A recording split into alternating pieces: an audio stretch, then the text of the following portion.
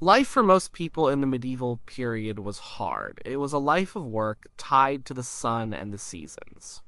You got up when it was light, you worked in the fields or the workshop until it was dark. The days and weeks could blend together, but it was not an endless grind. Life was punctuated by moments of great celebration and excitement. These were the festivals and holy days, the great releases from the everyday. The calendar that mattered most was the church calendar. It marked the year with feasts and fasts, and the feasts were the key to entertainment. These were not just quiet days of prayer, they were community-wide parties. Christmas was the biggest of them all. It wasn't just a single day, it was a 12-day festival that ran from Christmas to Epiphany in early January. During this time, most work stopped. It was a time for feasting, drinking, and games. In castles and manors, a lord of Misrule might be chosen. This person, often a servant or a peasant, would be put in charge of the festivities.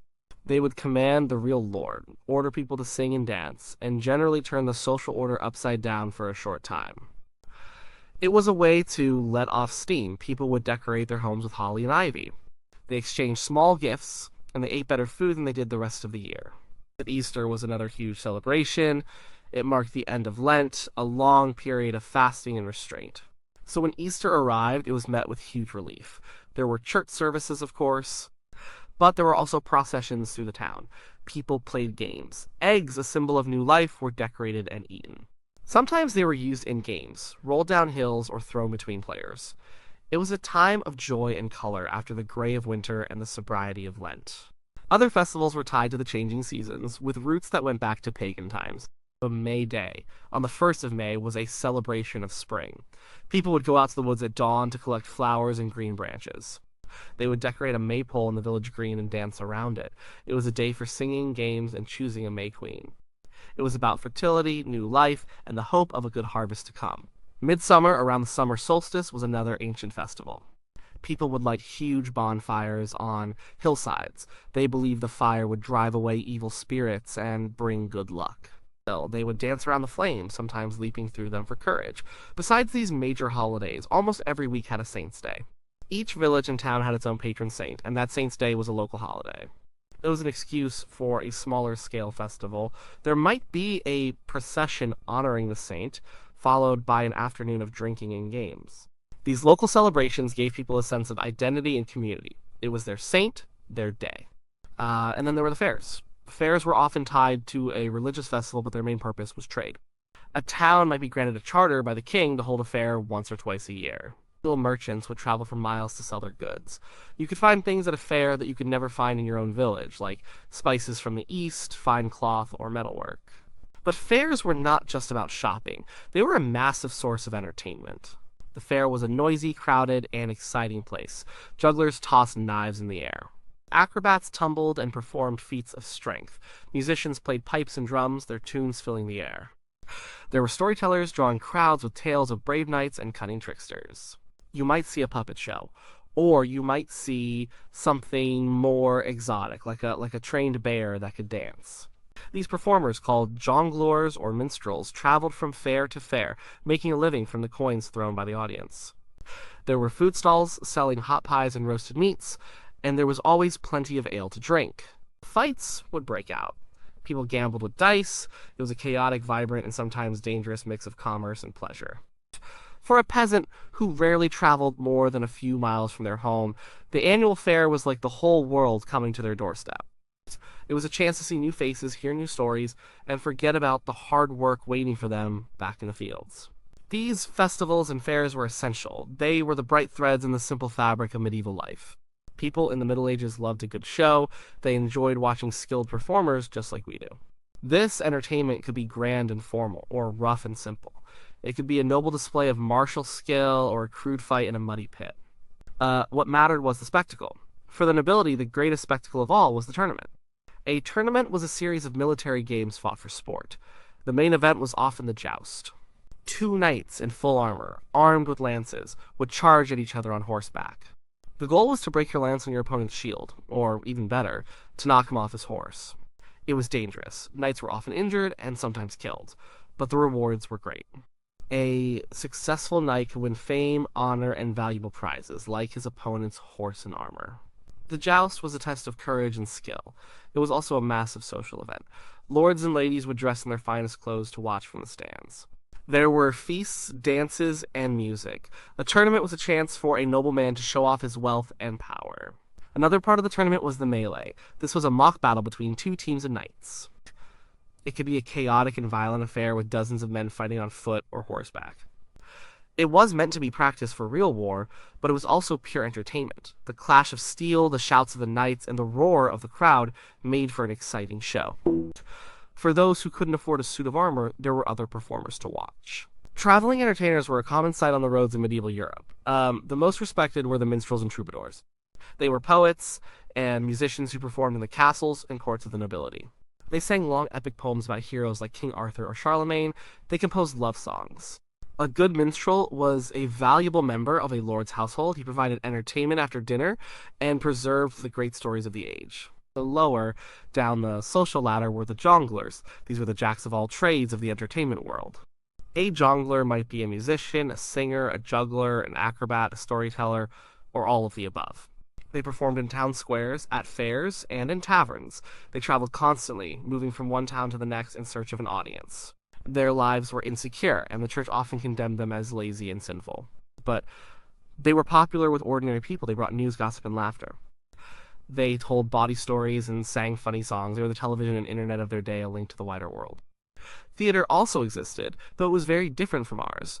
Most medieval plays were about religion. They were called miracle plays or mystery plays. They told stories from the Bible, from the creation of the world to the Last Judgment. At first, they were performed in Latin inside churches, but over time, they moved outside into the town square. They began to be performed in the common language so everyone could understand. They were often put on by the town's craft guilds. The shipbuilders might be responsible for the story of Noah's Ark. The bakers might put on the Last Supper. The plays were performed on large decorated wagons that moved from place to place in the town. They were a form of religious education for a population that couldn't read, but they were also great entertainment, full of drama, emotion, and sometimes crude humor. Not all spectacles were so refined. People also enjoyed brutal animal sports. Bear baiting was a popular pastime. A bear would be chained to a post in a pit. A pack of dogs would then be set on it. People would watch and bet on the outcome. Cockfighting was also common. Two specially bred roosters, often fitted with metal spurs, would fight to the death. These events seem cruel to us, and they were. But in a time when life was cheap and death was common, people had a different attitude towards violence and suffering, both for humans and animals. These bloody sports were a normal and accepted part of life for all social classes. From the high-minded poetry of the troubadour to the bloody spectacle of the bear pit, medieval people found entertainment in watching others perform. Entertainment wasn't just about watching, it was also about doing. Medieval people loved to play games and sports. These activities were a way to pass the time, to socialize, and to compete. The games they played often reflected their station in life. What a nobleman did for fun was very different from what a peasant did. For the upper classes, hunting was more than a sport. It was a passion. A nobleman would spend days on a hunt, chasing deer, wild boar, or other game through his forests. Hunting was a display of wealth and skill. It required expensive horses, a pack of well-trained hounds, and a large retinue of servants. It was also practice for war. It taught a man how to ride a horse at speed over rough terrain and how to use weapons. After a successful hunt, there would be a great feast where the game was eaten. The hunt was a central part of aristocratic culture. The falconry was another elite pursuit. It involved training a bird of prey like a hawk or a falcon to hunt other birds. Falconry required immense patience and skill. The bond between the falconer and his bird was a source of great pride. The type of bird you could own was even regulated by law according to your social rank. A king might own a gerfalcon, while a lesser noble might have a goshawk. It was a quiet, contemplative sport compared to the chaos of the hunt, but it was just as much a symbol of high status. When the weather was bad, or after the evening meal, nobles played board games. The most popular game among the aristocracy was chess. It was introduced to Europe from the Middle East. Chess was seen as the perfect game for a nobleman. It was a game of strategy and intellect, a war on a board. It taught you to think ahead and plan your moves, valuable skills for a military leader. They also played backgammon, which was then called tables. It was a game of both skill and luck played with dice. The games of the common people were simpler and often more physical. They didn't need expensive equipment or large tracts of land. They were also practice for war. It taught a man how to ride a horse at speed over rough terrain and how to use weapons. After a successful hunt, there would be a great feast where the game was eaten. The games of the common people were simpler and often more physical. They didn't need expensive equipment or large tracts of land. Archery was very popular, and it was even encouraged by the authorities. Kings knew that a large number of skilled archers was a great military asset. Villages would have archery butts where men and boys could practice. Archery contests were a common feature of fairs and festivals. Wrestling was another common sport. Men would test their strength against each other, often for a prize like a ram or a pig. It was a rough and ready sport with few rules. Football was also played, but it was nothing like the game we know today. Medieval football, sometimes called mob football, was a violent and chaotic affair. It was often played between entire villages. There could be hundreds of players on each side.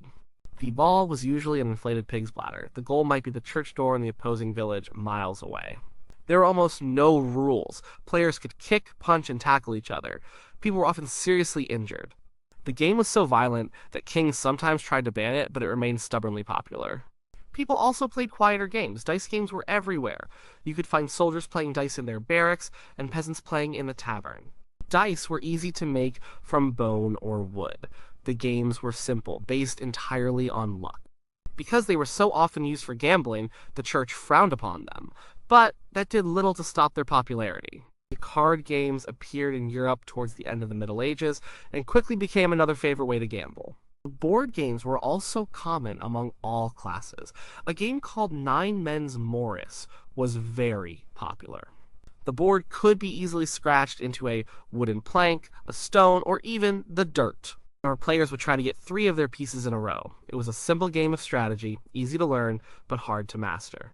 We find these game boards carved into the cloister seats of cathedrals, showing that even monks needed a diversion.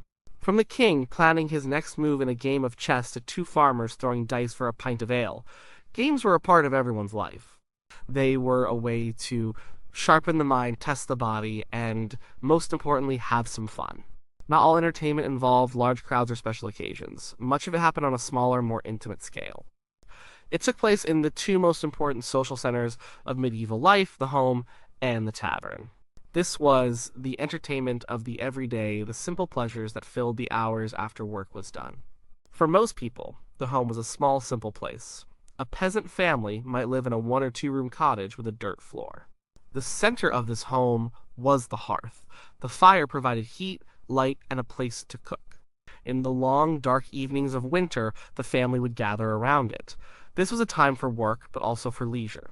Women would spin wool or mend clothes. Men would repair tools or carve wooden objects. And while their hands were busy, they would talk and entertain each other. Storytelling was the main form of entertainment at home. This was an age before mass literacy. Books were rare and precious objects owned only by the very wealthy or the church. So stories were told, not read. People would share family histories, local legends, and ghost stories. They would retell Bible stories they had heard in church or repeat the epic tales of knights and heroes they had heard from a traveling minstrel at the fair. Each telling would be slightly different. The stories were alive, changing with the teller and the audience. This oral tradition was how culture was passed down from one generation to the next. Music and song were also part of home life. Many people could play a simple instrument like a wooden flute, a pipe, or a small drum. And almost everyone sang. They sang work songs in the fields to make the labor go faster. They sang ballads that told stories of love and tragedy. They sang hymns and carols. Singing didn't require any special equipment, just a voice and a memory. It was a way to express joy, sorrow, and everything in between. In a noble household, home entertainment was more formal. After the evening meal in the great hall, a lord and his family might listen to a professional minstrel play a harp and sing. If the family was literate, someone might read aloud from a book of poetry or romance. Dancing was also popular. The dances were formal and stately, accompanied by live music. It was a chance for young men and women to socialize in a supervised setting. Outside the home, the most important social center for the common person was the tavern or alehouse. Ale was a staple of the medieval diet. It was thick, nutritious, and safer to drink than water, which was often contaminated. So people, including women and children, drank it every day. The alehouse was where you went to buy your ale, but it was much more than just a shop. It was the public living room of the village. After a long day's work, a man might go to the tavern to have a drink with his neighbors. It was a place to relax, to complain about the lord of the manor, and to share news and gossip. In a world without newspapers, the tavern was where you found out what was going on, both in your own village and in the wider world. It was warm, it was noisy, and it was a welcome escape from a small, crowded home. And, of course, the tavern was a place for games. Men would gather around a table to play dice or cards, gambling away their hard earned pennies. They might play board games like Nine Men's Morris. Arguments and fights were common, fueled by ale and gambling losses. The tavern was not always a peaceful place, but it was a vital part of the community. It was where friendships were made, deals were struck, and the pressures of daily life were temporarily forgotten. From the quiet stories told around the family hearth to the noisy camaraderie of the alehouse, these simple, everyday forms of entertainment were the glue that held medieval society together. We often think of the Middle Ages as a grim and serious time, but medieval people were not so different from us. They found joy in simple things, and their children played just as children have always done. This world of simple pleasures and childhood games is a crucial part of understanding how people found happiness in their daily lives. Childhood in the medieval period was short. Children were expected to start helping with work from a young age. But this doesn't mean they had no time for play. They did, and their games were powered by imagination and the simple objects they found around them. Archaeology has uncovered the toys that medieval children played with. We have found small wooden knights and horses, perfect for staging imaginary battles. There are clay marbles, spinning tops, and small dolls made from cloth or wood. These toys are simple, but they show that children had their own world of make-believe. They played physical games that are still familiar today. They played tag and hide and seek. They had piggyback races, they climbed trees and swam in rivers and ponds in the summer. They played with hoops, rolling them along with a stick. Many of these games didn't require any special toys at all, just a group of friends and some energy. A stick could become a sword. A shed could become a castle. A puddle could be a mighty ocean.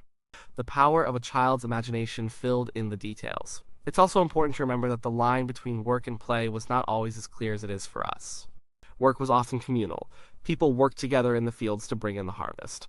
There was singing and talking. When women gathered at the village well to fetch water, it was a chance to socialize and exchange gossip. These moments combined labor with social interaction, making the work less of a chore. The rhythms of work and the rhythms of social life were closely intertwined. Simple pleasures were a huge source of entertainment and contentment. In a world without modern conveniences, a warm fire on a cold night was a deep comfort. A good meal, especially one with meat, was a cause for celebration. The taste of the first fresh fruit of the season was a genuine delight. A sunny day after a week of rain could lift everyone's spirits. These were not small things. They were the texture of a life lived in close connection with the natural world. The enjoyment of nature was a form of entertainment in itself. A walk in the woods, the sound of birdsong, the beauty of a sunset, that these things were free for everyone to enjoy. People were keenly aware of the seasons and the small changes in the world around them. This awareness was part of their work, but it could also be a source of pleasure and wonder. Even just a good conversation was a form of entertainment. People love to talk. They love to gossip. They love to tell jokes and stories. In a world without constant digital distraction, human connection was central. Sitting with a friend and a mug of ale, just talking, was a primary way to spend an evening. The art of conversation was alive and well. When we look at medieval entertainment, it's easy to focus on the big, exciting events like tournaments and fairs. But to get a true picture, we have to look at these smaller, simpler joys as well. The laughter of children playing a game of tag, the shared song during the harvest, the warmth of a fire, the taste of good ale, the comfort of a familiar story told by a familiar voice. Life was certainly hard, but it was also filled with these small human moments of fun, connection, and happiness. They remind us that despite all the differences in technology and society, the things that entertain us and bring us joy have not changed all that much.